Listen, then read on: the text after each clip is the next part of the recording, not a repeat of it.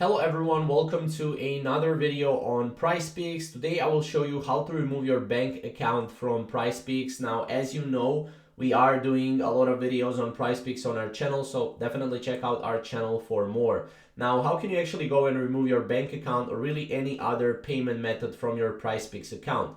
Now, as you can see, if we go here on your support and if we go to deposits here, we can go to deposits and we can scroll here. And as you can see here, it says, how do I remove or replace payment methods associated with my PrizePicks account?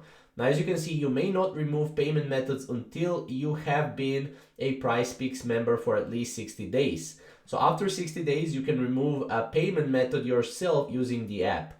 Just log in into your account, tap deposit button in the top right corner. Once you are on the deposits page, you should see a trash can icon. Click the icon to remove a payment method. Now, if the trash can icon isn't there, that means you still need to wait for at least 60 days for the period to end. Now, obviously, you may only request to remove a payment method once in a calendar month and no more than 5 times across any 12-month span. So this is actually pretty limited when it comes to PrizePicks. However, you can go to the help center and you can go to a live chat, live support, and you will be able to contact them to remove your bank account for you.